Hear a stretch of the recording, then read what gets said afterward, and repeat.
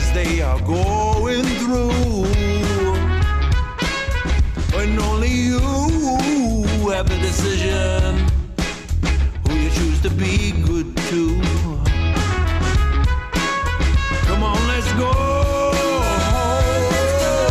Be that hope in someone else's world, so we can grow into something different. New love reborn in new form, yeah. Yeah, this may be your personal nightmare, but you don't know. No, you don't know how good exactly you got it. No, you don't know. No, you don't know. This may be your personal nightmare, but you don't know. You don't know.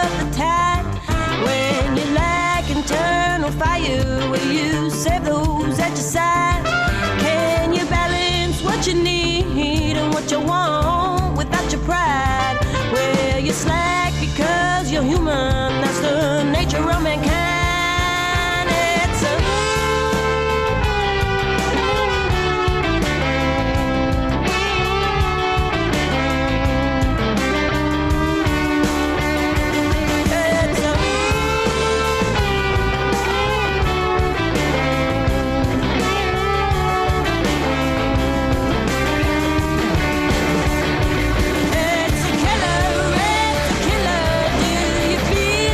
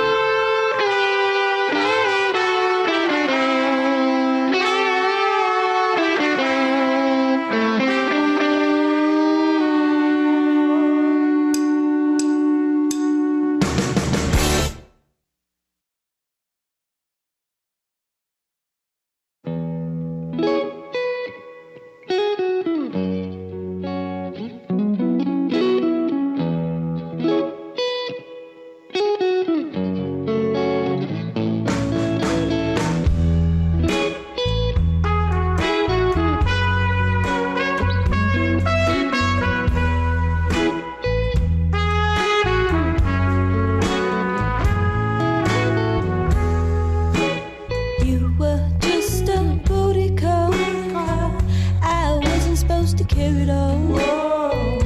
And now I'm waiting on your call, and I can't move on. No, I can't move on. I wasn't supposed to feel this way. You weren't supposed to be so great. And now I miss you every day. Every day. What went so wrong? She's just a booty call. Just a And booty you're call. just a know-it-all. Don't you know it all? The minute I got by your side, I should have realized it. I know I even tried, and I was high, oh so high. Booty call, now it's through with y'all. Nothing new to y'all. Thought you knew it all.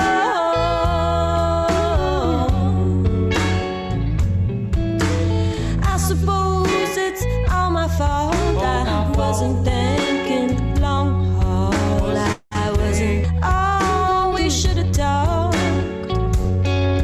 I have a tendency to move too fast. I really thought that I knew you rest. Now I'm hanging on to the best as I sing this song.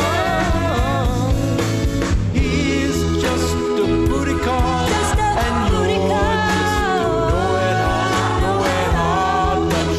Don't you know it all? The minute I looked in your eyes, I should have realized it. I know I even tried it. I was blind, oh so blind. So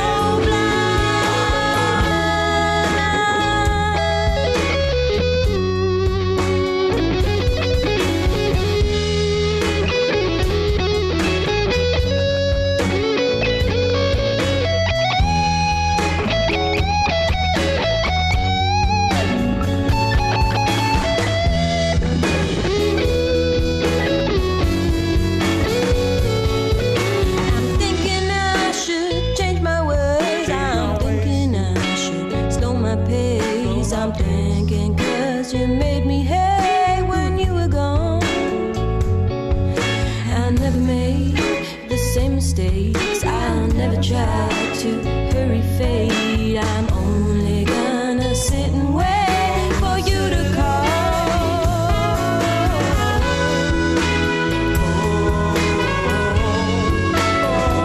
What have I done? Have I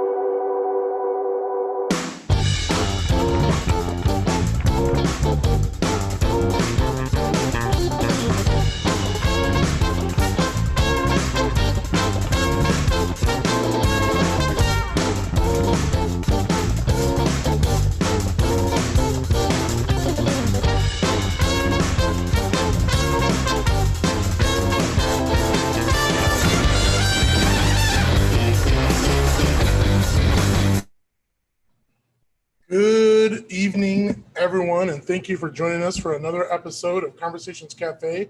I am your host, Carl Evans, Senior Director of Operations at Hope for the Day, and we have a great episode ready for you to rock and roll tonight. We're going to be talking about Team Thrive and Breathe for Hope, two great programs under the Hope for the Day umbrella and the outreach and education experiences that we offer. And this week is, like every other week, part of the continuing conversations that we have on mental health.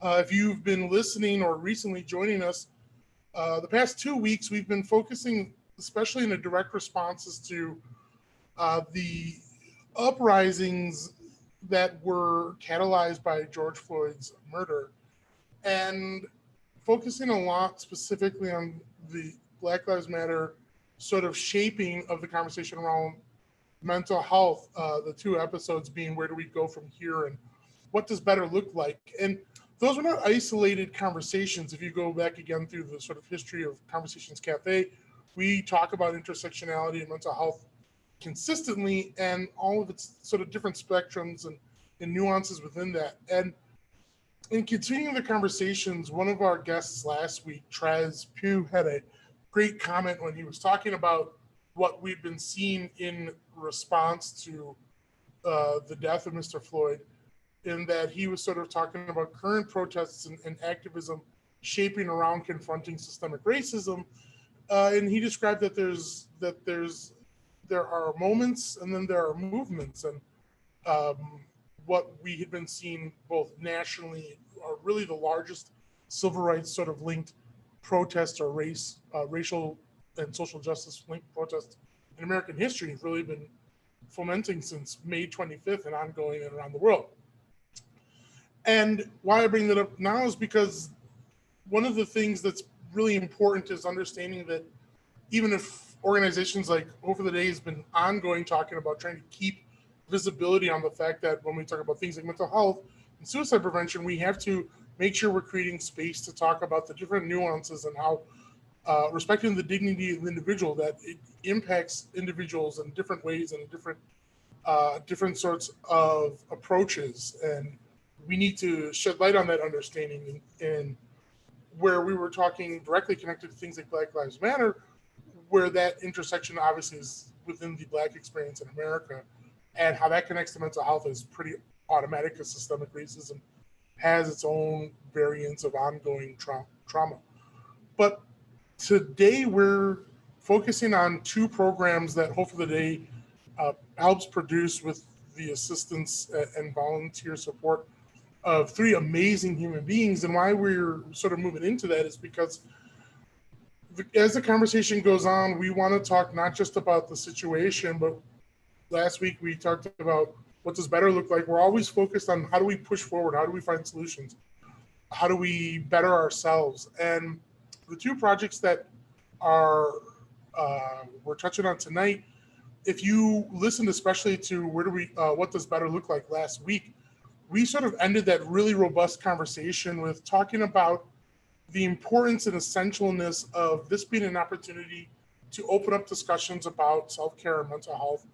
And we were obviously talking about within African-American communities specifically, because when we talk about being proactive on suicide prevention, this is a conversation about starting engagement on our mental health at the earliest signs of challenges and early intervention and trying to disrupt the highest risk factors for suicide, escalation, untreated and undertreated mental health challenges.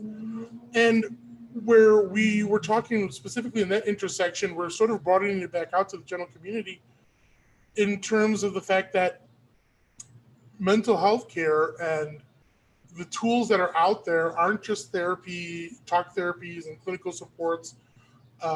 It could be supports of our friends, but one of the most powerful tools we have to disrupt escalation is in the form of self-care, and it's in the practices we do sort of physically to take care of our own body. There's a sort of calling operating action inside of Team Thrive, which we're going to be talking with our team leader and program leader on that, Sarah Moss, later tonight, in which we're talking about healthy body, healthy mind, that there is a very powerful correlation between being able to do things that you choose to do of your own agency, sort of take care of your physical well-being, to make that connection with mental health. Because a big part and one of the biggest obstacles that we always identify when talking about mental health is the fact that stigma is oftentimes the biggest obstacle to effective mental health care, because stigma is what keeps us silent. Stigma is oftentimes what hinders early identification, because somebody can know something's wrong, but they won't reach out for support because they fear shame or judgment, or have never been given the conversation or tools how to start that conversation for themselves, because stigma has kept us silent as individuals. It keeps us silent as a community to not educate on how to talk about mental health or recognize signs and symptoms. And it can even impact us institutionally. So where we're sort of going tonight is really bringing out some tools that are a part of the idea around self-care and trying to celebrate this idea that when we talk about mental health, and why I keep bringing up the stigma part of this, is that sometimes we think of physical health as one thing, and our mental health is this whole separate world. That's a part of what stigma does. It makes us separate. But our physical well-being and mental health are actually part of the same whole continuum thing. And you'll see this all the time in sort of public conversations where like there's a talk about your body and blood pressure and taking care of your bones and muscles and doing all these kind of things. And those are very visible conversations. But then when it comes to mental health, it's put in this box that's only for clinicians, or it's dismissively used as like a holistic thing. Like you're talking about essential oils and incense and things like that. But, you know, for like what is dismissively called holistic approaches. But taking care of our mind has a very, very essential connection with our bodies. Physical unwellness, and what I mean physical instead of mental health, I'm talking about maybe those external features that you can see, or internal things that are easily identifiable because it's your lungs, it's your heart, it's your liver, it's your spleen. It's something that somebody can put a one-to-one basis on. Whereas when it comes to your mental health, for a lot of folks, because we don't normalize conversations of mental health, it can seem really complex and abstract to talk about mental health unwellness. So we want to make sure that we're sort of trying to merge those conversations into the same prioritization and it's the same topic. Mental health clinicians should hold the same regard as primary care physicians. They should not, an LCPC, a social worker, a guidance counselor, someone who is going to be extensively trained, even up to the doctorate level, to a PhD level, to address and manage your mental health, should not be thought of as something that's reactive only when someone reaches a mental health crisis. They should be thought of in the same way that we think of going to a primary care physician or a dentist for a checkup.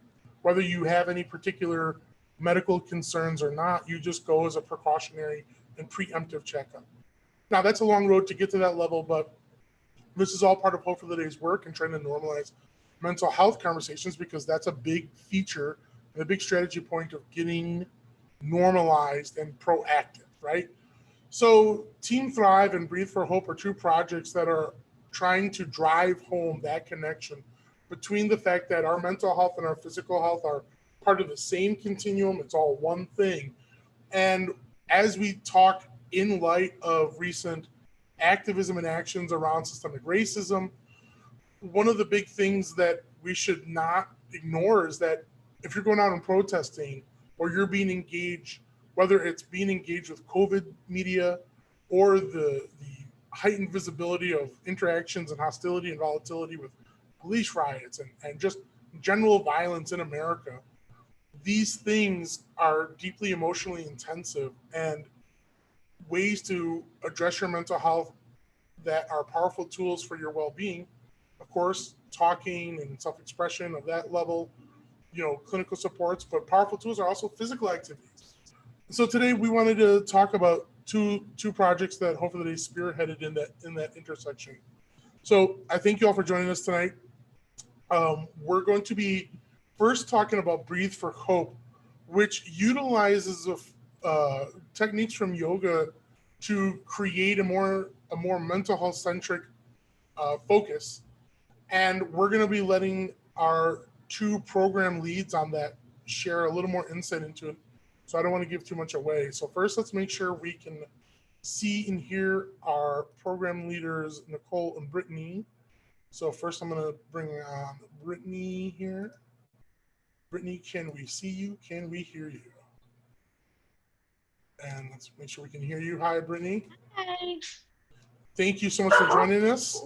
Sorry, my dog. Oh, never apologize for a dog. There's almost a rule. I don't know if you can get the dog on camera, but that'd be great too. But and then Nichol, can we see you? Can we hear you? Hi, Nichol. Thank you so much for joining us, Nichol and Brittany. So before we get into talking about the details of Breathe for Hope, let's first introduce our audience to you two. So let's start with Brittany. Why don't you tell us a little bit about your personal and professional background as much as you feel comfortable. And then we'll talk about how we got involved with Breathe. All right. Hi, everyone. My name is Britt Kaplan. I'm in Chicago, and I am a special education teacher. And we can go more into it in a little bit, but basically, what started this initiative was I attended a yoga teacher training that was very different than the typical yoga teacher training, and we'll get into that also, called Breathe for Change. And I also knew about Hope for the Day and Sip of Hope, and I'm just so excited to get this initiative going. And I do want to start by saying thank you so much to you, Carl, and Mike, and Rick, and everybody, Sarah, at Hope for the Day and Sip of Hope. Like, I'm so grateful for this opportunity and to make this impact in the community. Well, thank you for joining us and appreciate that. And Nicole, tell us a little bit about yourself. Hi, I'm Nichol, and along with Britt, I am a special education teacher in Chicago. I'm on my 10th year of teaching, so it's not my first rodeo here. I, as well, how Britt and I met was through this teacher training called Breathe for Change that she had talked about. And we kind of had this connection that started this idea, and it was like this little idea, and then it started building and building, and we created this program that I think could really support a lot of people, and I'm looking forward to exploring that and going from there. Wonderful. So, just for our audience, one of the most interesting things with Hope for the Day is that we do have a little bit of a sort of an open source sort of approach, and that we have a great in-house team, but we're always looking to try and empower individuals as surrogates to carry the work forward in different sorts of ways, different intersections. And when Britt and Nicole came to us, and we connected at SIP actually to talk about this, there's a lot of ideas around the concepts of using yoga with mental health. It's instinctual, it's natural. I think there's a certain obvious one-to-one connection with the idea of anything that can be meditative and anything that can be physically active are all great avenues. But when we first connected, there was something that you were talking about in our initial contact that made this sound a little different. And we're always interested in trying to create platforms for individuals to take initiatives and do something that's unique in the mental health space. And we were very interested in that, trying to see whether it was going to be something where we could even get as wacky as hosting it inside of Sip of Hope. And we realized, that we may not have the floor space to do it, but we have this great partnership with the Chicago Public Library, and in continuing to try and provide things that have a low barrier and easy access for our communities that stay consistent. But I got to tell you, what you explained from what you learned about the program was a lot different than initially I was walking into thinking about, like yoga. I was like, okay, it's gonna be yoga, and if you have a certification for training, cool. That's us being responsible if we look to back this. So I think what would be really important for everyone to hear is, however both of you want to do this, why don't you walk us through what is Breathe for Hope? What is, because this sounds pejorative if I say it's not just yoga, as if that's dismissive of the concept or disrespectful of the concept of yoga. But what is, what was Breathe for Change / what did you envision and what have you put together for Breathe for Hope? Why don't you walk us through that? Yeah. Britt, is it okay if I start? Go for it. Okay. So Breathe for Change is a very different approach to a teacher training that is geared towards whether they're working in a school or in an office or in a different program that's providing services to a specific community. And upon walking in, it was very intensive. It was 21 straight days, 8 to 8. And it initially, when I had walked in, I have always had a kind of a love-hate relationship with getting into yoga. My journey has been, I'm assuming, very similar to how a lot of people view, where it's very intimidating to walk into a yoga class and realize, am I welcome here? Do I don't look like this person, or I can't move my legs like this. And it can seem very intimidating. So there had been times in my past where I had walked into a class and then turned around and walked out because I just didn't feel very comfortable. And I realized that, my story is very similar to a lot of other stories in trying to figure out kind of what their journey would look like through yoga and through mindfulness. And upon walking in to Breathe for Change, of course, I was outside pacing back and forth, like, I can't do this, I gotta go. It's just gonna be the same thing. And I just don't wanna put myself through that. And I walked in, and it was the most diverse group of people. We had 6 instructors that were from all walks of life, that had different journeys on how they got involved in yoga and their stories. And upon walking in, they asked, like, what pronouns would you like, do you want? And it very much felt comforting.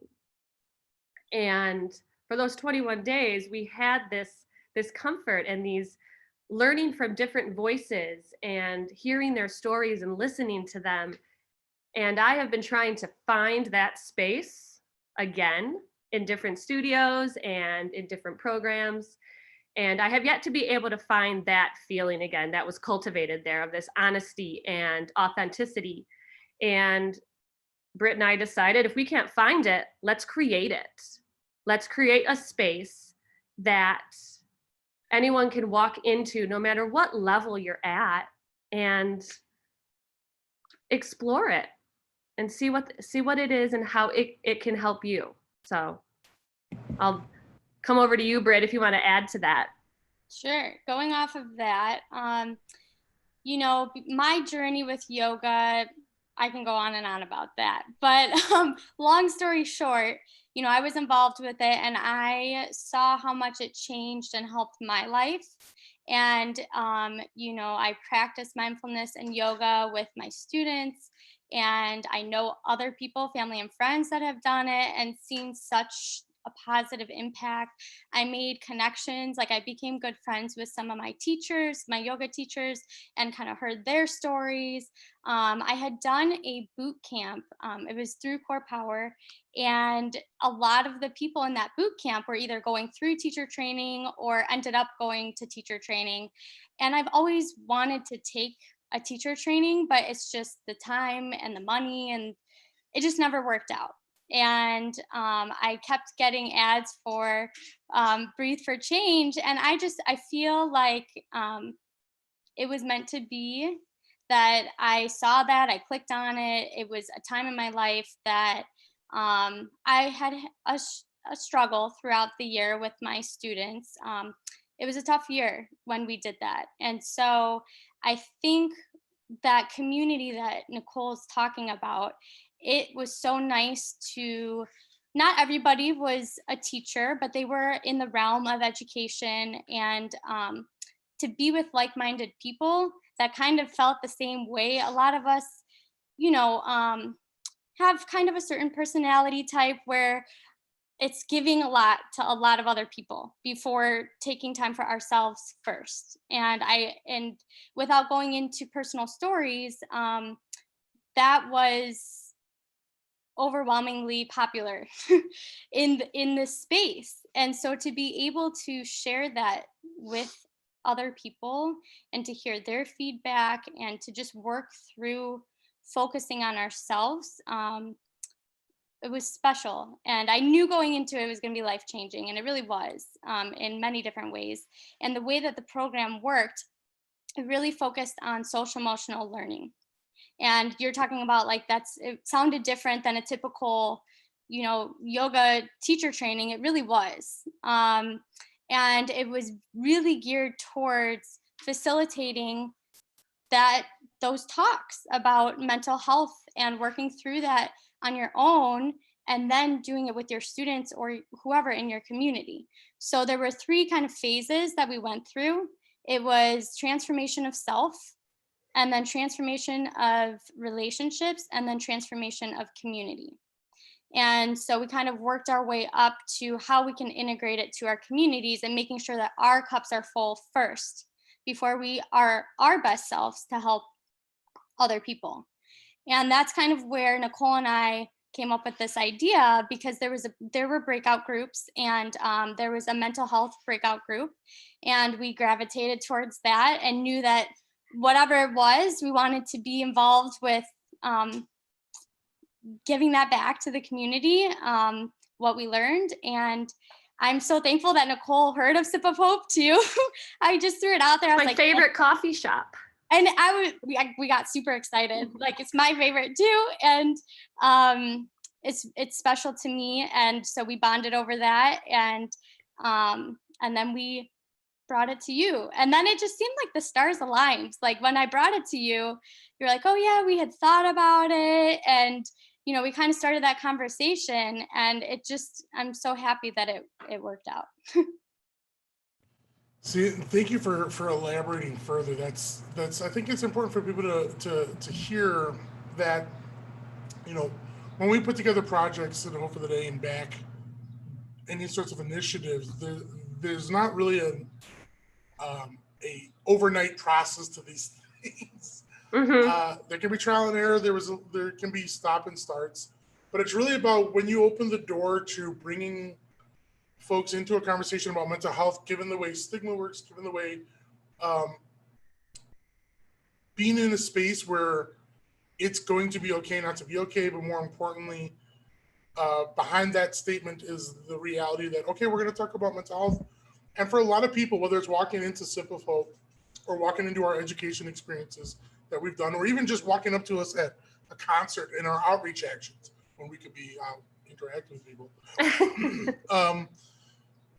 people can find themselves, I shouldn't say triggered, but rather find themselves tripwired over the fact that talking about mental health in a general public setting becomes intensive and scary. Even if the individual is not necessarily touching on a particularly painful experience, just the experience of being open about mental health has its own sort of releasing, sort of emancipating sort of intensity to it. And what we see from Breathe for Hope is an opportunity to further empower both, particularly you two, to help facilitate empowering others to make a space that's safe to bring the connection with mental health into this sort of physical interaction. People can think it can get really messy when we talk about sort of physical wellness and mental health. And as my preamble in the start of all this, it's very complicated to drive people towards making the connection that mental health and physical health are all one. But some really tangible ways that people may not be able to initially appreciate unless it's directly impacting you are things like, you might be able to appreciate that if people experience physical injuries, okay, or have suffered a medical malady that maybe has caused the loss of mobility, amputations, or they experience a genetic linked physical condition which limits or controls their ability, their mobility, whether it's from the legs or use of hands, or it's something that maybe impacts the digestive system or the lungs in such a way that they may have to find themselves chained to being, people who might experience IBS or Crohn's disease, people who might experience respiratory complications, all these types of things that create all these different sorts of secondary considerations that other folks may not ever think about. If you are wheelchair bound or have other sorts of walking assisted devices, breathing devices, so on and so forth,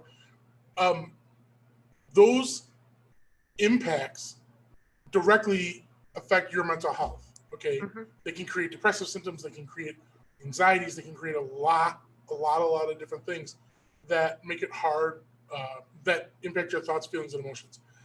And people might be able to appreciate that. There's other things that come in too. The correlation between untreated and undertreated mental health challenges like trauma, for instance, and PTSD, and the physical deviations that can play. People who have any spectrum of eating disorders, there's people who can develop eating disorders because of a response to a traumatic event. There's people who have eating disorders free and clear of it being a response to a traumatic event, but have been built. There are other things that come into play because they've developed or have, are living with an eating disorder. That again brings back into the mental health, and that has obviously eating disorders have a major effect on the body. So Mm-hmm. those are very visible and tangible ways people might be able to appreciate it. But the fact is that inactivity, just, when we think about living with quarantine, inactivity, and people are like, oh, sure, that can affect my mental health. But no, really, seriously, you need to remember something. The language may be a wash to you when we talk about body chemicals and producing, adrenaline and serotonin and all these kind of things. But inactivity, especially if you find yourself going through certain day-to-day rhythms in the pre-pandemic era, and having those taken away can be a way of dramatically impacting your quality of life and mental health because Mm-hmm. you've shrunk that activity. And there is no different life experience that's going on that doesn't have a correlation between your mental health. So anything in your physical realm obviously can link to it. So you've taken the time and worked with us, really for the last, coming in now that we're in June, this has really been about 7 months of a birthing process as we go to piloting. And we were hoping, we technically did have a cold, like a soft opening experience at the Hope for the Day headquarters Yeah. for Johnny in-house. did it. Yeah, so we've had a soft opening, but with what we're going to achieve, we're going to talk about the events in a minute, the upcoming dates. But what do you want people to think about or to expect should they join us when we announce the education dates in a few minutes here? What do you want that experience to be for folks? Because we're obviously going to do it digitally. This Right. can't stop us. But what do you hope for folks to sort of, if they're like, well, I'm interested, but what can they expect? So I'll let Nicole elaborate after I'm done, but I did want to hit on some of the points that you were talking about because I feel like people are now becoming more aware of mindfulness and exploring the different aspects of yoga. Like yoga is not just asana, the physical practice. And I think, personally, I think what's even more challenging is the creating that space to have that mindfulness practice, because then you can integrate it into your life, your daily life, whether it's sitting in traffic, stress from work, home life, whatever it is. It's, when you practice that, you can integrate it. And it takes around 21 days to form a habit. And, I think for kind of what Nicole was talking about, how people have this view on yoga sometimes where it's like, I don't look like that person. I don't know if I can, hold those poses or do inversions where you're balancing and, standing on your head. And I still can't do it. I don't have like those fancy yoga clothes. Like that's not, it's breaking down those barriers of like that stigma, I guess, like what people think of it, and really taking that time for yourself and listening to your mind and your body, and what it needs. And another thing to keep in mind too is, I've heard this and I also feel like I've experienced it too. Something that might feel the most uncomfortable for you is what you need the most. So whether it's a yoga pose or whether it's a certain mantra that you're saying to yourself for your day or an intention, whatever it is, that typically is what you need the most. And we really wanted to create this space, safe space for people to come and show up however they need to show up, and really enforce that it's okay not to be okay. And if you want to just come and sit and listen and not You participate, can sleep. yeah. That actually would be nice, because then you're so relaxed that Like, You if know? you need a space to just sleep and turn off noise, like, we are here for you. yeah. So yeah, I mean, just to create that and to know you're not alone. Like, whether it's you don't do the physical part of it or practice the mindfulness that we're talking about and you just participate in the conversation after, or you can somehow make a connection with somebody else who's, you know, coming into the group, and just really honing in on yourself and that self-care and self-love, and knowing that you don't need to fit this mold that people think. That's awesome. Well, Yeah. I think that, I'm sorry, sorry. go on, Nicole. No, go ahead first. Oh no, I was going to pivot over to talking about the dates, but Oh, okay. well, I just wanted, can I just throw something out there? yes, please do. I have this saying that I always say to myself, and I repeat it when I am creating a space for mindfulness for my students or for the class that I teach to my teachers at school, that are saying, I can't do yoga, I can't meditate. And I always come back to, if you can breathe, you can meditate. If you can breathe, you can do yoga, because that is at the heart of what yoga is, I believe.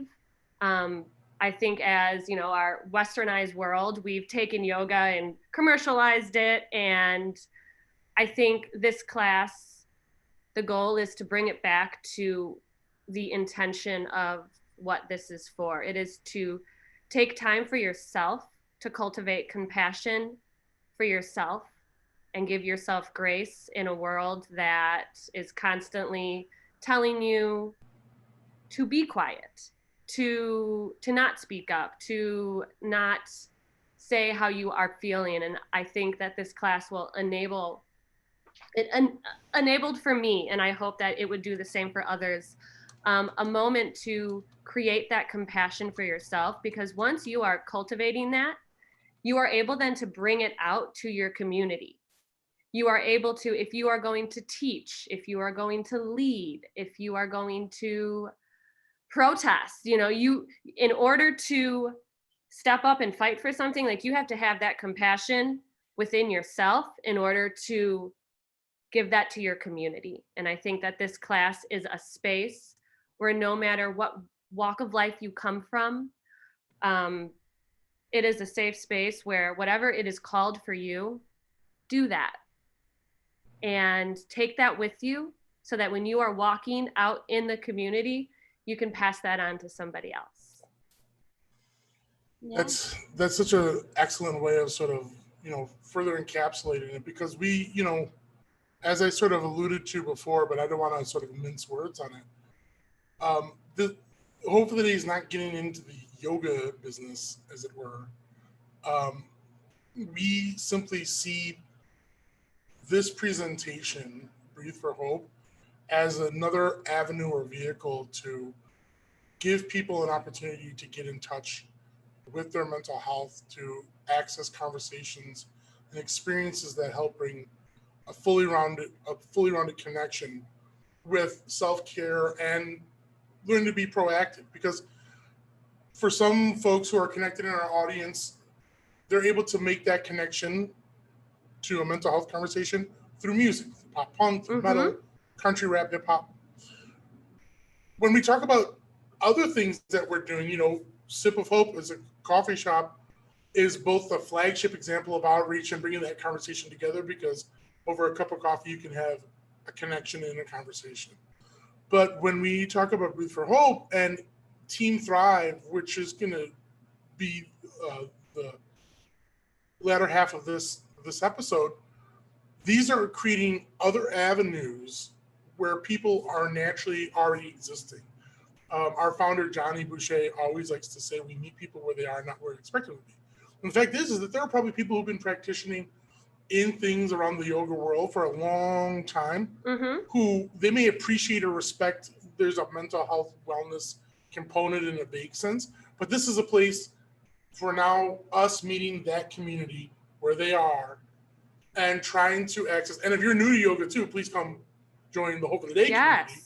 Yes. But we're trying to access specifically the proactive conversation inside of that experience in the same way that Team Thrive works to do that through other physical experiences, whether it's running or weightlifting, CrossFit or BMX biking, or or anything along the lines of anything you call physical, pro wrestling, whatever counts. So let's highlight how people can experience Breathe for Hope. Right now, there's one big date I want everyone who's listening right now or in future days to sort of circle on your calendar. And that is Saturday, June 27th is the inaugural full program experience. It's going to be at 1:30 CST, Central Standard Time. That's June 27th at 1:30 Central Standard Time. And the way that you can find that is by going to purevention.org. We will be listing it in the chat on YouTube. It's the place where you go to find all of our education events. It's purevention.org. You can see it on our Facebook. We'll be promoting it through Instagram and Twitter and all that good stuff. But that's June 27th at 1:30 CST after our Instagram live Saturday morning tunes, which is run through Sip of Hope. And if you wanted to catch a small micro preview of Breathe for Hope, join us this Saturday at 10 a.m. on Sip of Hope's Instagram for Saturday morning tunes, which, 11 a.m. That's 11 a.m. on Sip of Hope's Instagram for Saturday morning tunes, where Britt and Nichol will be doing a small demo during the programming. Britt, wanted to throw it back to you, before we move over to Team Thrive stuff, I wanted to just turn it back to you both. Britt, did you want to sort of toss in some final thoughts I here? wanted to go off of what you were just saying. I just want to reiterate that really what we want to do is create that non-judgmental space. And so that we were in conversation over the past few days, just talking about what everything's going to look like virtually. And Nichol made a really good point that, like, if you do feel intimidated or have these, uneasy thoughts about, what, I might want to do yoga or mindfulness, but I'm not sure how to get started, or I don't feel the most comfortable, like, this actually might be the best space for you to do it from your home, the comfort of your own home. Start virtually. You don't even have to turn on your video or your sound. You can choose. So it's however you want to show up. And so we just want to really encourage people to give it a shot and to try it. And just that it's a non-judgmental space for you to be yourself. That's I'm so glad that you doubled down on that, because we obviously tried to want to impart that everyone's invited to the party, Hope of the Day party. But just to double, triple, quadruple down, it doesn't, regardless of your experience, background, or anything, that this is come one, come all. And Nichol, did you have anything else you wanted to add in? Put you on the spot. I think I'm very grateful that we are starting to explore this and opening up this door. I am excited, and I hope that everyone will come join us, so I'm not talking to an empty Zoom room, even though I'll be okay with that. But, come out and have some fun and relax with us and breathe for hope. Oh, perfect. So again, we'll be putting out further promotions, but just for this part, June 27th, 1:30 Central Standard Time. It'll be a Zoom ran by, hosted for over the day, but you can find the RSVP at purevention.org. That's purevention.org. Nichol and Britt, thank you so much for joining us. And why don't you keep chilling as we introduce our next guest and talk about what's going down in Team Thrive. Yeah. Thank you so much. Thank you. It is appreciated. So Breathe for Hope is a precise extension of one of Hope for the Day's longer running programs to bring the proactive conversation into as many communities organically as possible, meaning that we try to champion surrogates who want to bring this conversation into their spaces that they already occupy. And one of those programs is called Team Thrive, which was initially created by a friend of the Hope for the Day family, a partner in prevention named Dan Haas, who was a very, very active triathlete and endurance competitor and just a brilliant human being who unfortunately passed away, actually doing what he loves, but passed away from an unexpected accident with a snake bite while he was out hiking in Colorado. And over the years, as we had been building this concept of the Team Thrive, Dan had wanted this project to be something where he had found balance and positive impact on his mental health through endurance sports. He wanted to sort of celebrate that connection others had, not just in endurance sports, but in all sorts of different physical activities. And he's the one who coined the name Team Thrive. And in his honor, we wanted to keep the project going, but weren't really sure how to do it because Dan had committed so many hours and so much strategy time, as I alluded to with Nichol and Britt.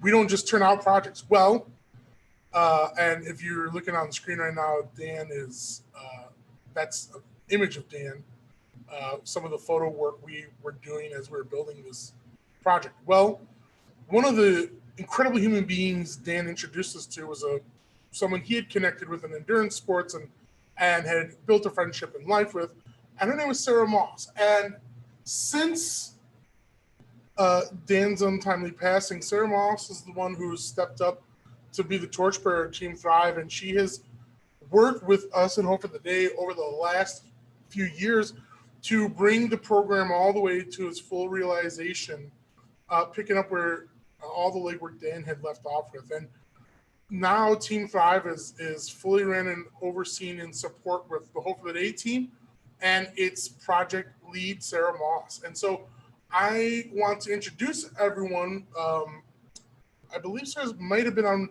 the podcast, the audio podcast before, but this is definitely her first live stream experience with us. And we're going to be talking about an initiative that Team Thrive is running right now, or going to be running through the summer. So let's first make sure we have Sarah on video and can hear her. Hello, Sarah. Hello. Hi, Sarah. Hi, guys.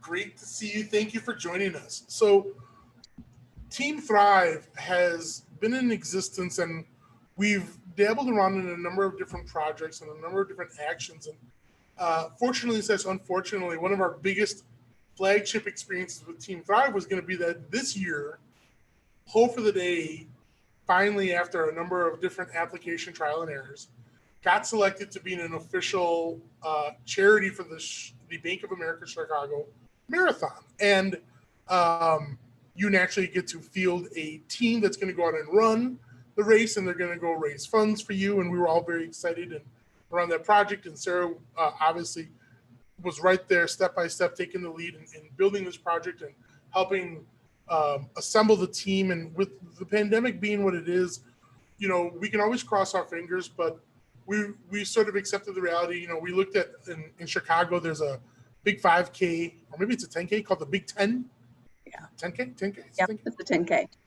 And they shifted that entirely digital, so they're encouraging folks to do it from a safe, quarantined or socially distanced space in their own community.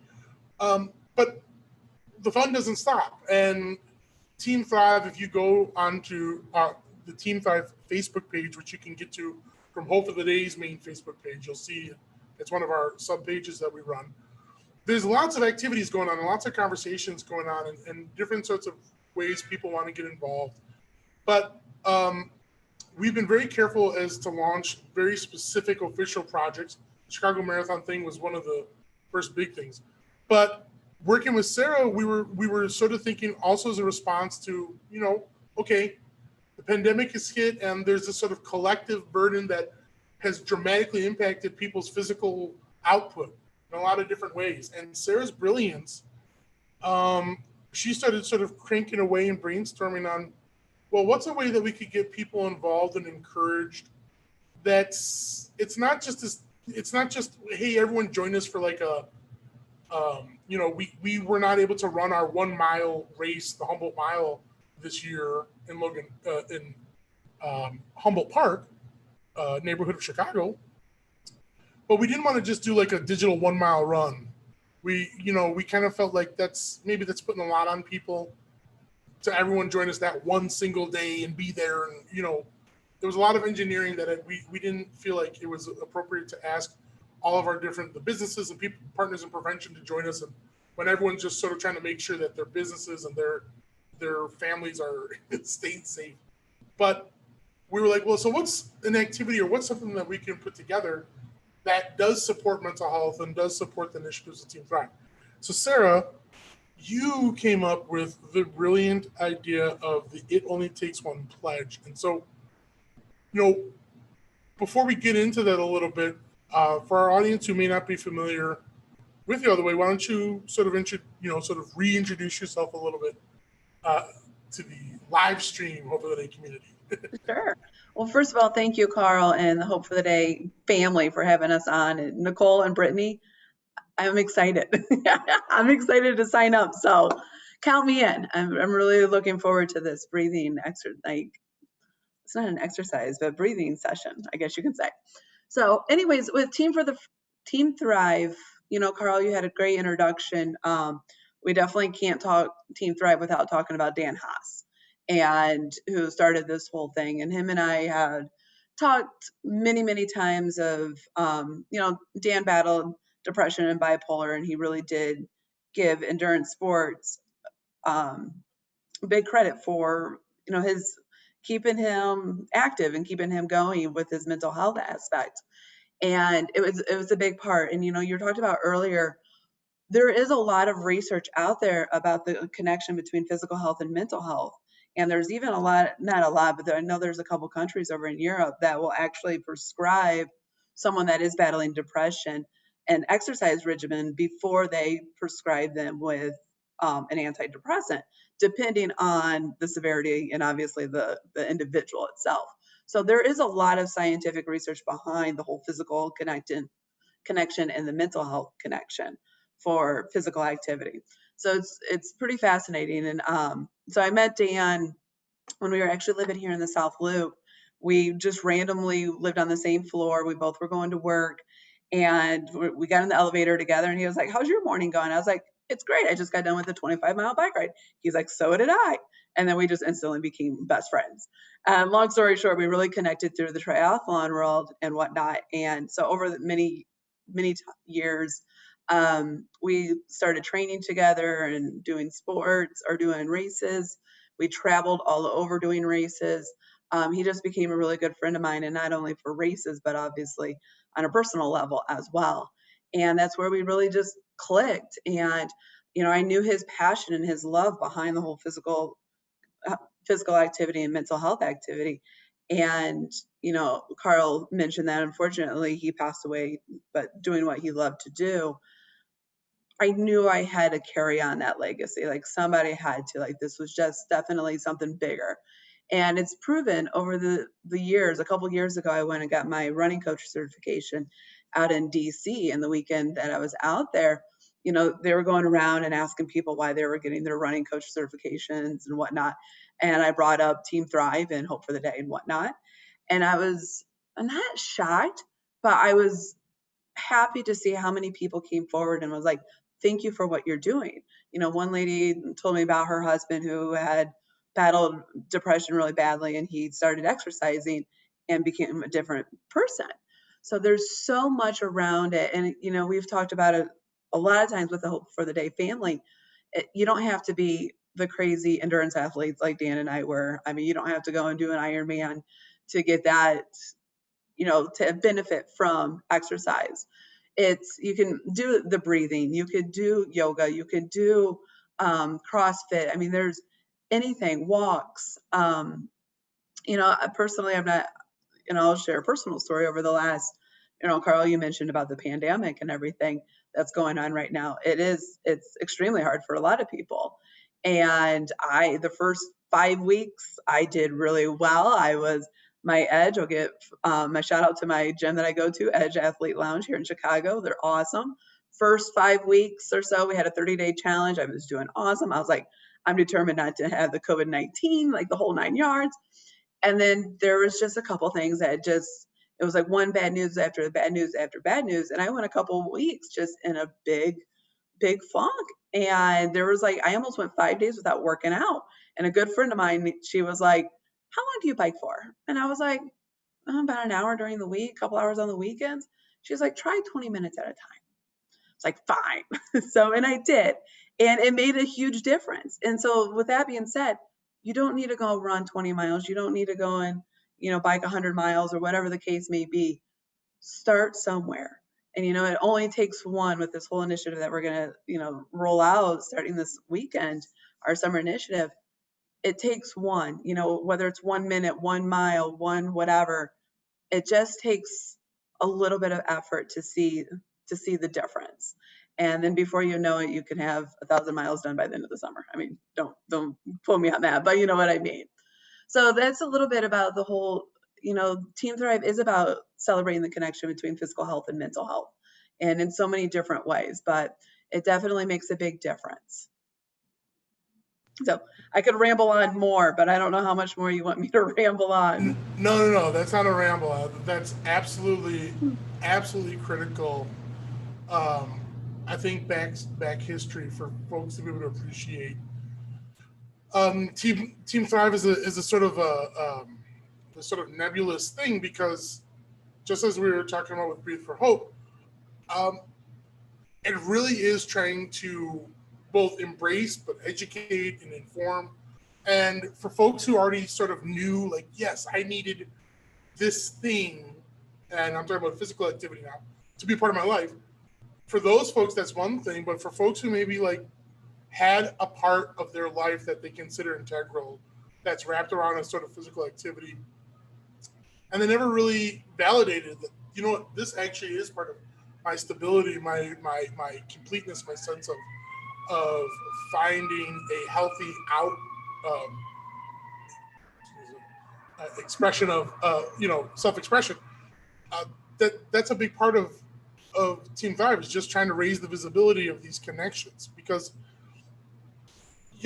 it's easy to say things like, well, improving your body chemistry through physical health, and sometimes people misuse physical activity and mental health, where people who mean well, when they talk to someone who might be, because we have such a little understanding of what depression is and how it functions, for instance, you always see this around people who are being combated, being challenged by clinical depression or depressive episodes, which are two, make separation, because there's different things that can happen out there.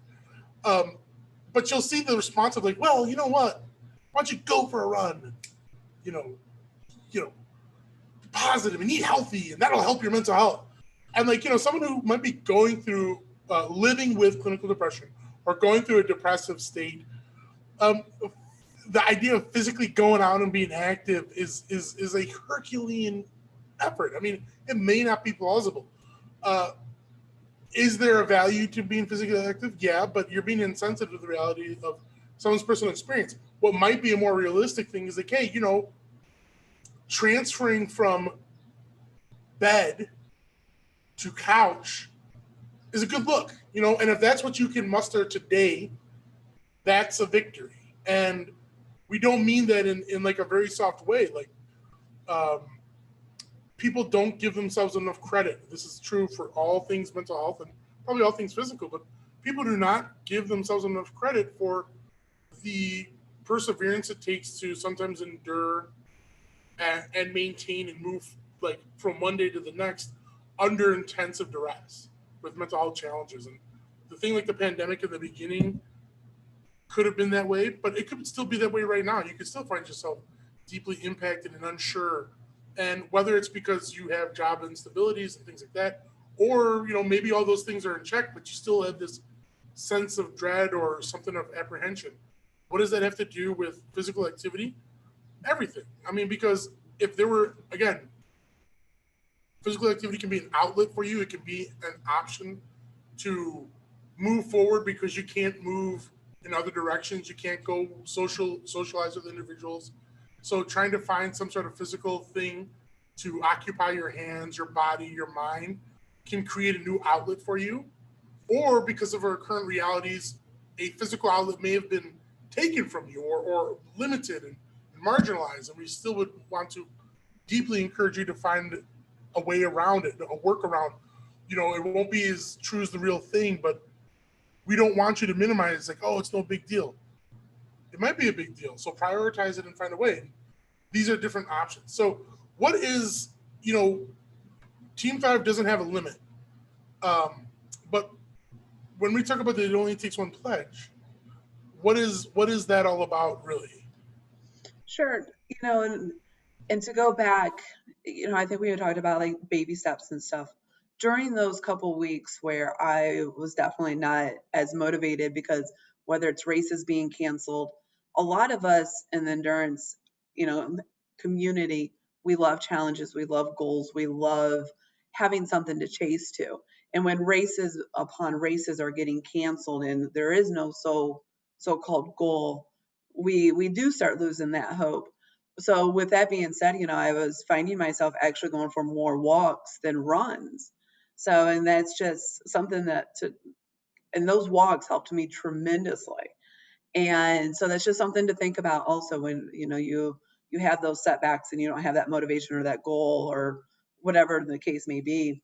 So with that being said though, so that's kind of selfishly in a roundabout way. That's why I created this whole summer initiative. It's so we're going to kick it off. This Saturday is the first day of summer.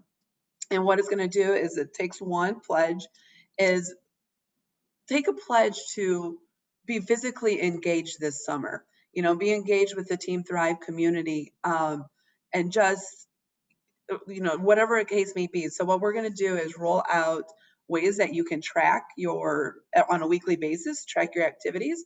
And we're going to break it down to the hours that you did. And then because we know not everybody's going to run, bike. Some of our people outside of Chicago can probably swim right now, but we're still looking for those open pools. And it's a little cold again in Lake Michigan right now. So swimming is going to be a little hard for some of us. But so we'll have the hours of activities that you can log, the number of walk and run miles, and then the number of wheel miles. And wheels can be anything from a bicycle to a skateboard to rollerblades to a wheelchair to whatever your wheel, the shoes with the wheels. Do they still make those? Like, I believe we're talking about Heelys. We'll have to figure out what that might be a gray area. What if that's run or wheel miles? I don't know. So, but at the end of the day, at the end of the 11 weeks, I would love to kind of just show, we'll build that community. We'll have the the Team Thrive Facebook page up and running. And so that everybody can talk about their good days, bad days, how people get motivated to get out, whatever the case may be. But just really bringing the Team Thrive community together during this pandemic summer. I mean, because nobody's ever gone through something like this. Events are being canceled, or a lot of things are being canceled. So, be creative of whatever the case may be, running with a kite, something, just something fun. Um, and just see how many miles we can rack up by the end of the summer or by Labor Day, and then we'll have encourage, for the fundraising make a pledge to yourself that I'm going to do, pay myself $1 for every mile I do, and pay yours, fundraise. We're going to have a platform where you can create a fundraising page for Hope for the Day and make a pledge, see if you can get your friends and family, your colleagues, whomever, to say, all right, I will donate $1 for every mile that you do, or a quarter, or a nickel, or, whatever the case may be, just to, give a little bit back to Hope for the Day, because the mission that Hope for the Day is, it's very, very important, especially during a time like this. And I know we're all hurting, but they we need them, and they need us, if that makes sense. So that kind of gives us the run through. We'll have a lot more details out on the Facebook page tomorrow, and like a tracking list that you can, utilize yourself and all that good stuff. But it's just building a community and see how many miles we can get and how many dollars we can get over to Hope for the Day. And thank you very much for sort of articulating that. It Only Takes One pledge is an excellent opportunity to sort of merge two, salient tools, which is taking care of yourself and sort of keeping yourself a focus. And, Hope for the Day is always looking for dynamic ways to support our proactive prevention, because for those who are aware or may not be aware, we're always striving to ensure that we provide our ongoing mental health education programming with the lowest amount of barriers possible for access, which means the more support we have from the public, the more support we're able to ensure that we're not charging or presenting costs onto school spaces and different communities, especially when money is such a barrier for a lot of folks. So the bigger message, though, with It Only Takes One pledge, the bigger focus, of course, is to ensure getting you involved in a sort of creative way to join our community, and discover or use an existing passion for a physical activity for a direct positive outcome. And Sarah, you've been such an amazing surrogate and champion with the work we've been doing, and some of the initiatives you've helped lead. And obviously, as we continue to grow, we're so honored on behalf of Hope for the Day to have you involved. And Britt and Nichol, you're kind of your new entries into the team, and we're really excited to see you all join us and take your first steps as volunteer surrogates, building on a program that, these are all leaps of faith in a way that the harder we work at them, the more they become enshrined and get to a place like Team Thrive is. So just to remind everyone, there's going to be the It Only Takes One pledge. You're going to see more and more information about that in Hope for the Day's official social media as we roll it out. There's sort of we always have a soft opening for things to get people involved initially, and then as we push out to the broader audience, you'll see more graphics and things like that. And before I sort of wind down for the night, I wanted to sort of give everyone an opportunity if they had any sort of closing thoughts just in general about life, whether it's Breathe for Hope or Team Thrive, or just maybe some imparting words. We'll hopefully be having you all on in upcoming episodes. I know that Team Thrive, we're going to be trying to do some updates to talk about the ongoing progress with the pledge and some other things we have planned. But just so people understand, as a quick review, the It Only Takes One pledge will be going live this Saturday with bigger, wider announcements no later than July 1st. Breathe for Hope as an official program, which, remember, is a completely free RSVP, as all Hope for the Day educational experiences are, whether it's in person or, in this case, digitally.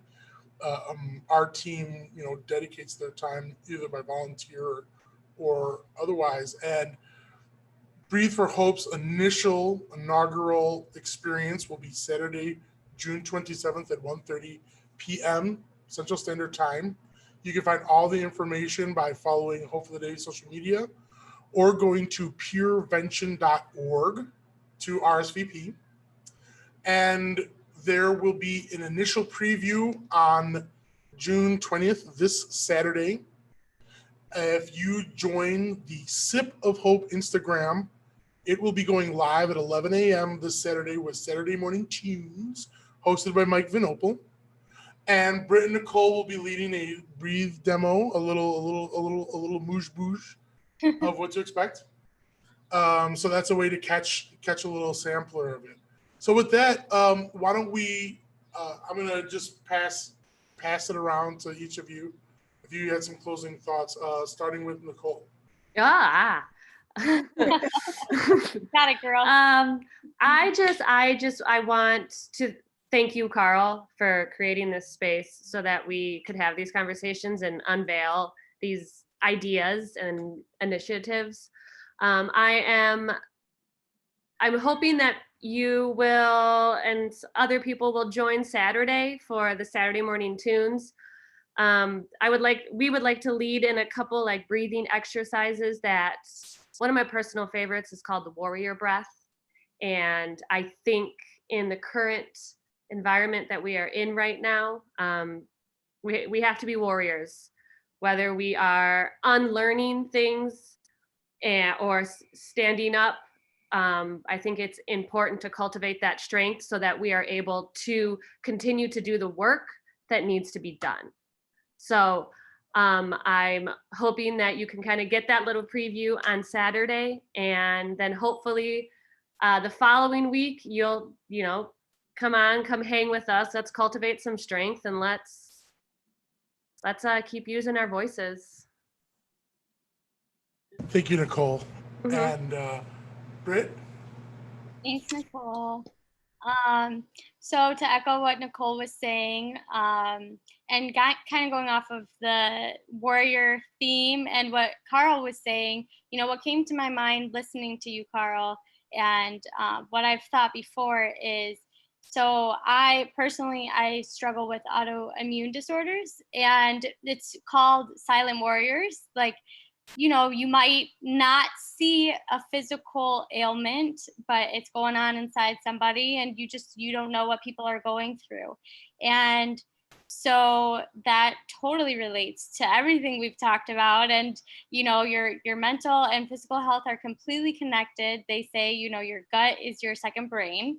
And just really I hope that people that are watching this and maybe log on and watch it at a later date can just take what we're saying into consideration and try to get in tune with yourself, and know that you can reach out and you can go to everything that Hope for the Day is doing in Sip of Hope, the resources that are provided, and reach out to your friends and family. Maybe encourage them to experience this together. Family that stretches together. Thank you so much for saying that. The silent warrior. It's going to be on our quote wall. And Sarah. Yes, thank you again, Carl, for this space, and everybody else listening and hanging on this long, listening to us. So thank you. And pass on the message. This summer initiative that we're rolling out is open to everybody. It's free. It's not anything that you have to fundraise for. It's just to build the community. I mentioned my gym earlier, but also I've been doing some personal training sessions with a local guy here in Chicago, Michael Moody. It's been beyond phenomenal and has helped me a lot over the last few weeks. But I had made a comment once that I was like, summer 2020 is canceled. He's like, no, it's not. It's like, you know what? You're right. We just have to find the new fun. Like, we have to create our own new fun. And that's what I'm really, thriving on for this summer and this year. It's like, this year hasn't been canceled.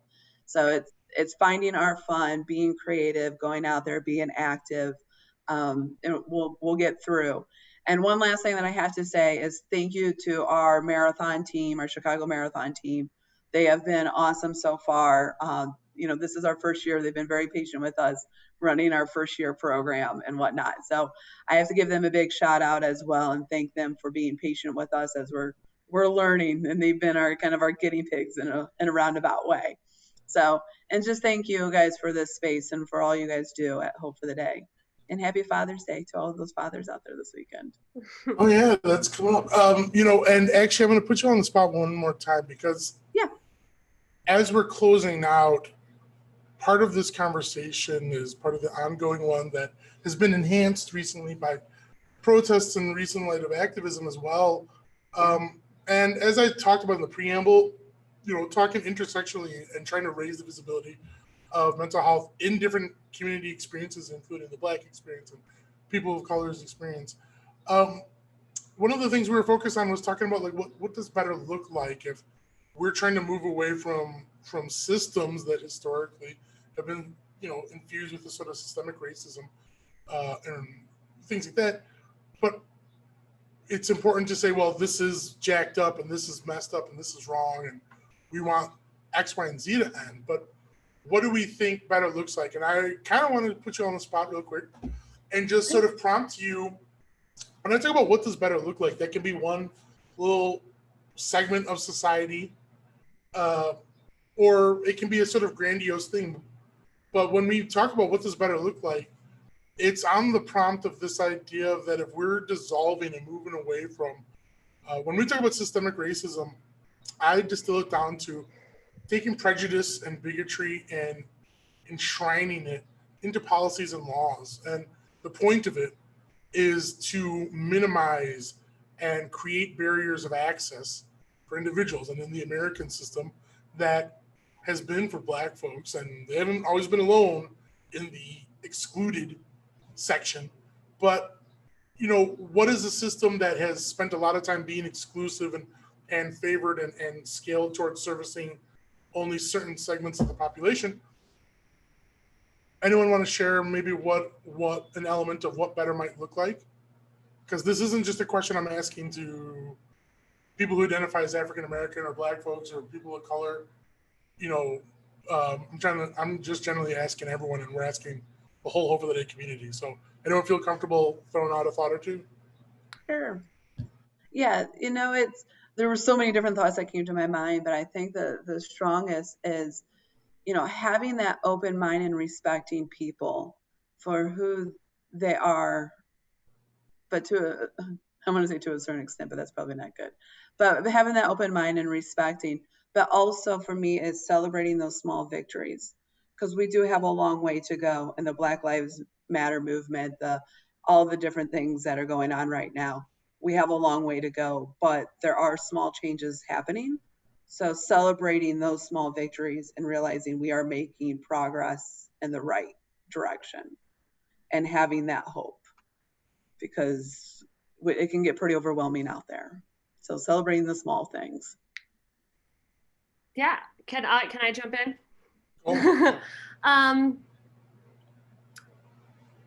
I have been doing a lot of learning and unlearning the last couple of weeks and what my role is in a lot of systems. And I have been trying to figure out kind of what this program would look like and how I could use this platform as a way to amplify voices that are marginalized and not heard, and trying to figure out ways.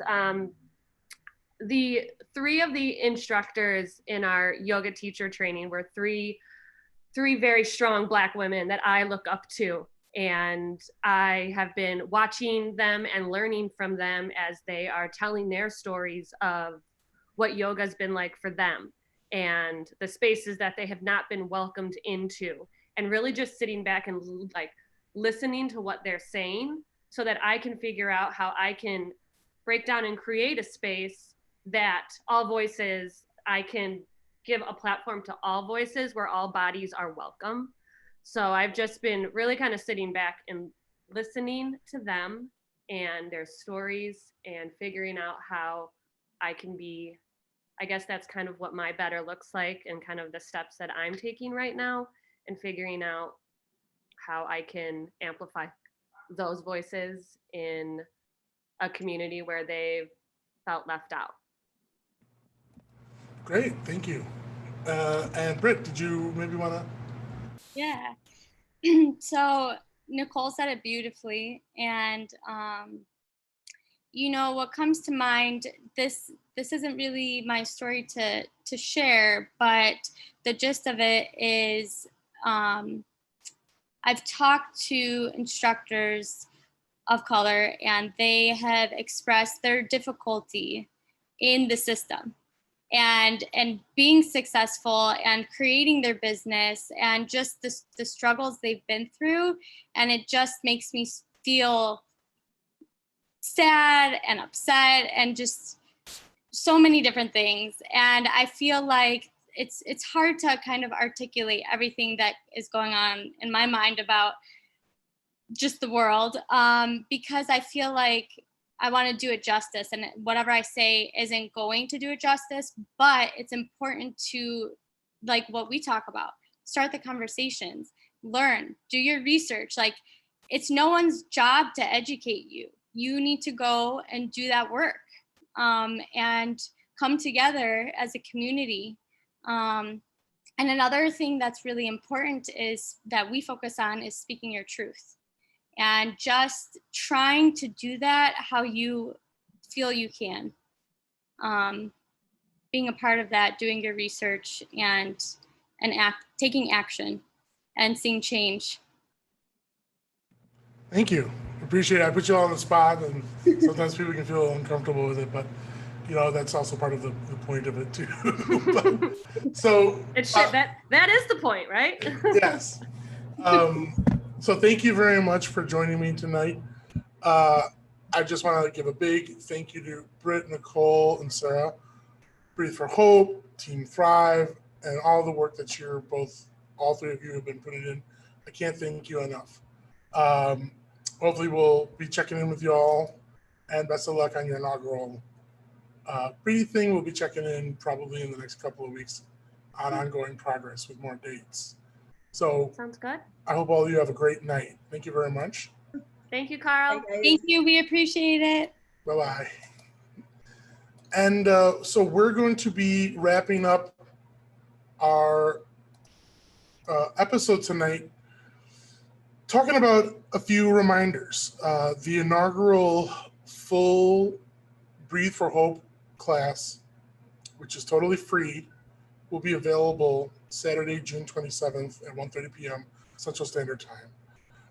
The Team Thrive, it only takes one pledge, will be going live before July 1st.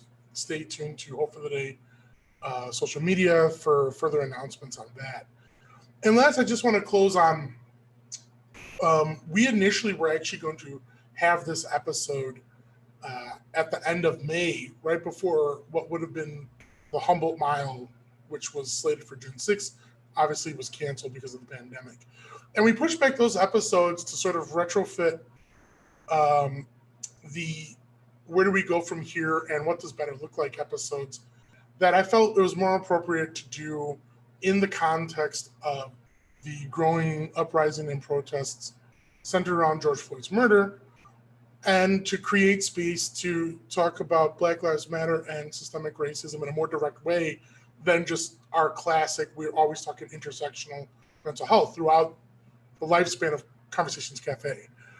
Closing out tonight, though, why I wanted to bring Team Thrive and Breathe for Hope back on, it's important for all of you watching right now or listening in later days to remember is that there's no going back to regularly scheduled programming. This was something we had scheduled, but this does not represent going back to something. And in Conversation Cafe and Hope for the Day's sense, we never were in a place that was silent about talking about institutional deficiencies around mental health and racism, even though America and maybe even the globe to an extent is talking about inequity, especially along racial lines, at a heightened pace right now. And why I bring that up at this very moment is for you all to understand that the conversation should never ever be justified just by whether there's a protest going on each weekend or not. When Trez, one of our guests last week, talked about there's moments and movements, movements are an ongoing and sustainable, and a lot of the whole Black Lives Matter as an organization and as a hashtag in a movement ebbed and flowed with the sort of ongoing procession of deaths of unarmed Black men by law enforcement from 2013 forward. That there would be a death, there would be a sort of uptick of protests and action for a weekend or two, and then it would sort of go back to regularly scheduled programming.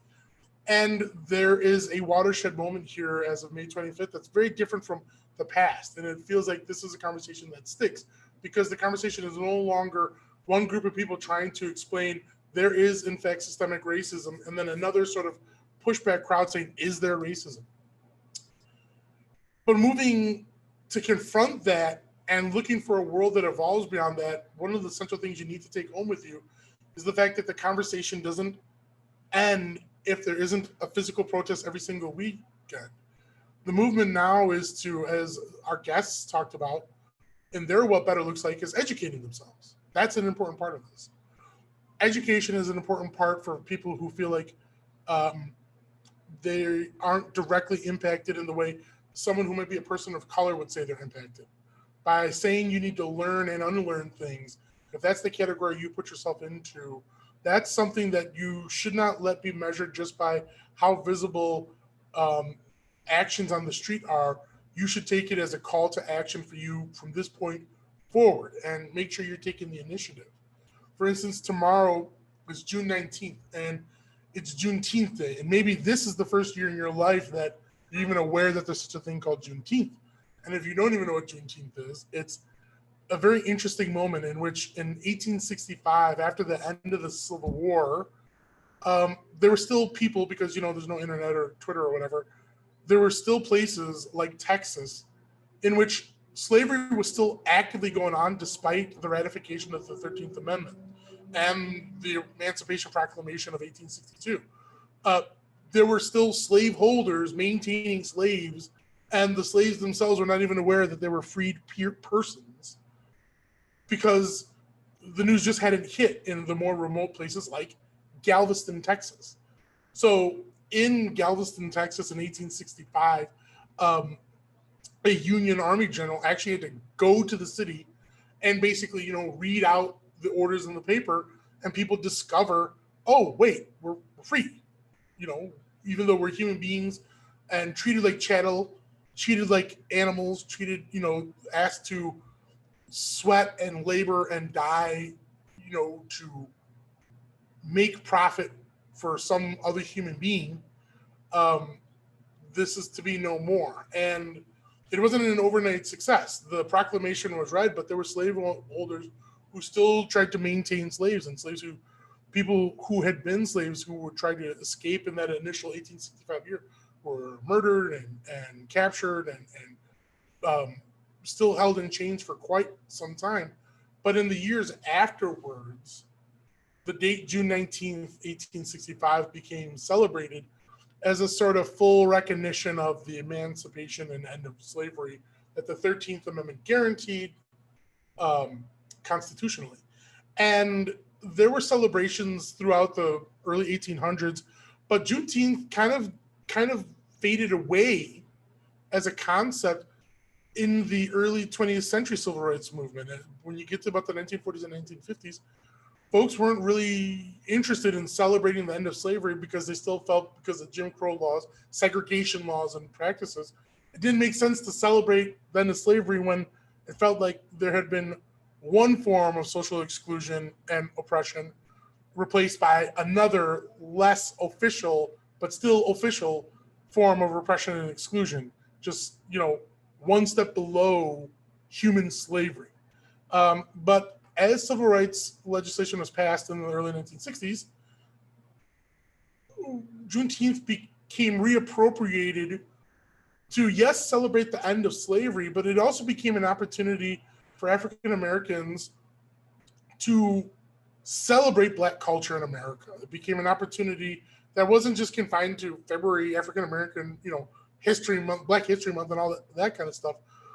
It became an opportunity to use the moment that was created in 1865 by the reading of this document.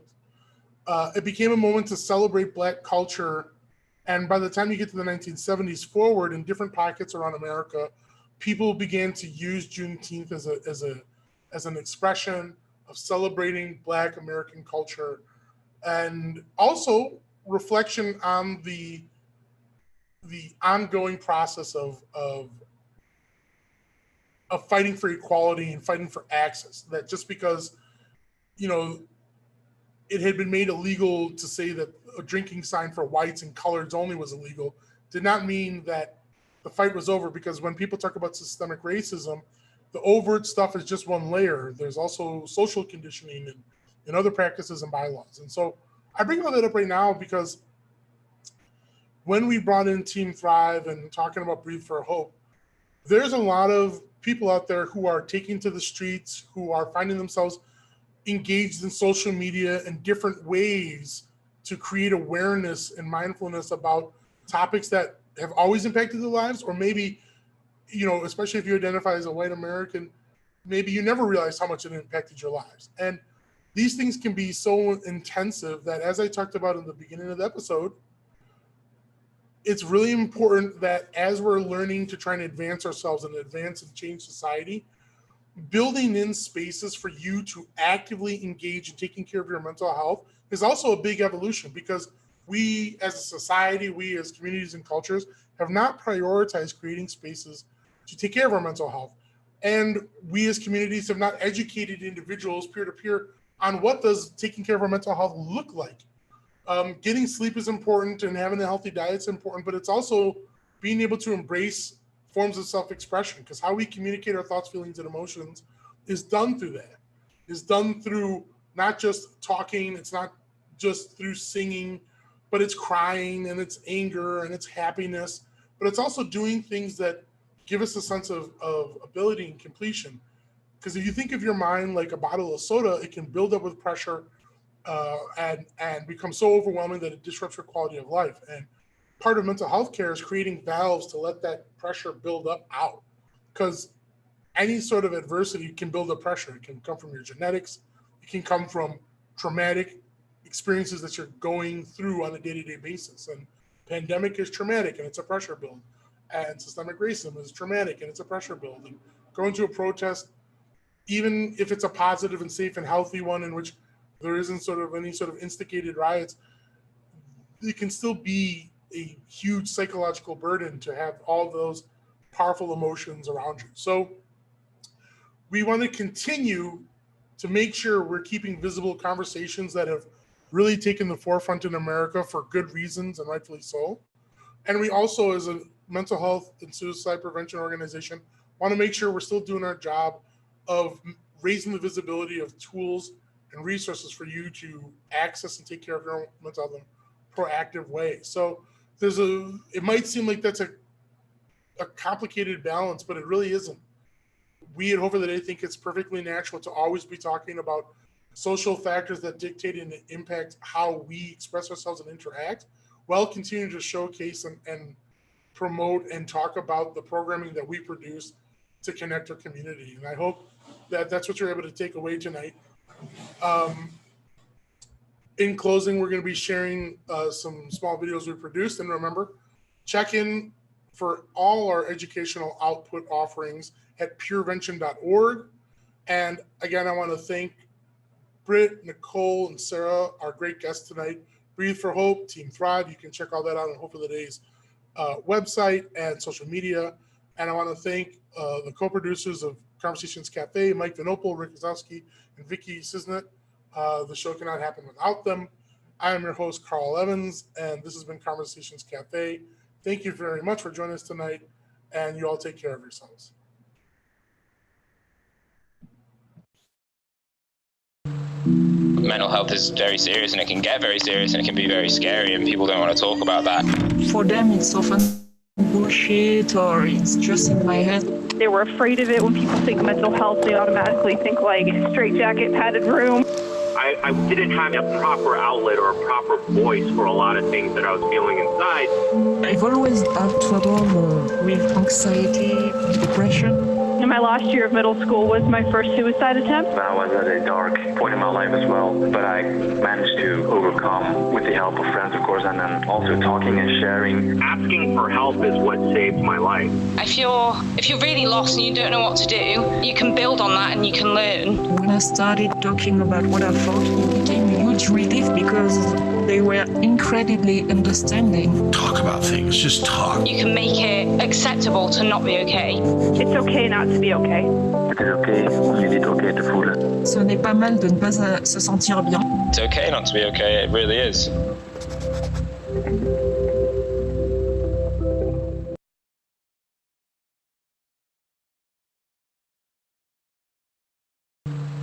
Mental health is very serious and it can get very serious and it can be very scary and people don't want to talk about that. For them, it's often bullshit or it's just in my head. They were afraid of it. When people think mental health, they automatically think like straitjacket, padded room. I didn't have a proper outlet